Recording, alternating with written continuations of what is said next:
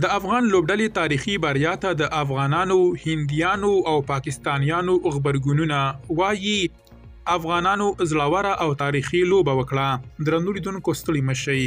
د افغانستان کرکټ ملي لوبډلې د یوې په زړه پورې لوبې په پایله کې سیالي انګلستان لوبډلې ته د 8 منډو په توپیر ماتې ورکړه او د کرکټ نړیوالې ټولنې په چیمپیونز ټرافي سیالیو کې خپل لومړنۍ تاریخي بریا په خپل نوم کړه. اوس هم غبرګونونه.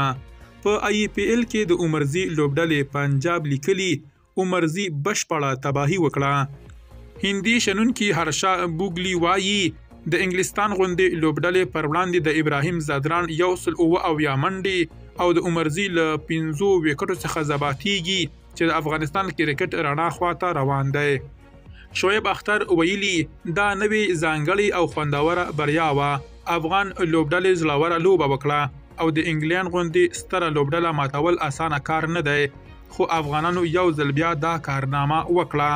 پښتو کرکټ لیکلي د زامنو په کور کې مو د هغوی پلار راچپه کړ. زنده‌باد اتلان پرته له مه کوه اشمت څخه. جنرال مبین لیکلي د اتلانو تاریخي بریا مبارک. انګلستان مو په پاکستان کې هم پر ګونډو کړ. د کرکټ بورډ اجرایه رئیس لیکلي یو بل ستر بری د ګران هیواد په نوم. افغان اتلانو په زړه پورې لوبې په ترسرولو سره په چیمپیون ټرافي کې انګلستان ته ماتې ورکړه. دا ستره بریا د ټول افغان ولس ته مبارک وي.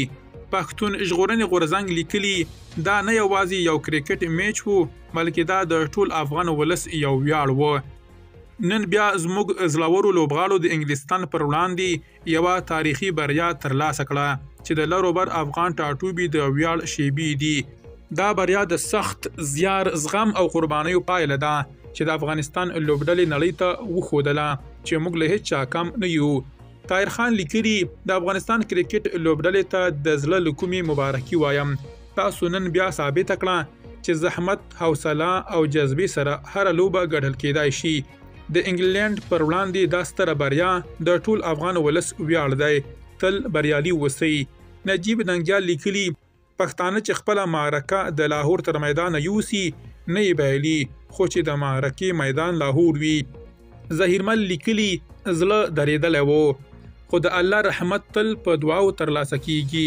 بیا هم مبارک خوندور بری و. ژوندی دې وي افغانستان. ولسمشر اشرف غني، ولسمشر حامد کرزي، منظور پښتون، محسن داوړ او د افغان چارواکو پر ګډون ګڼو نورو هندي لوبغاړو او پاکستانیانو هم افغان اتلانو ته مبارکي ورکړې. درنو لیدونکو نمالتیا مو مننه.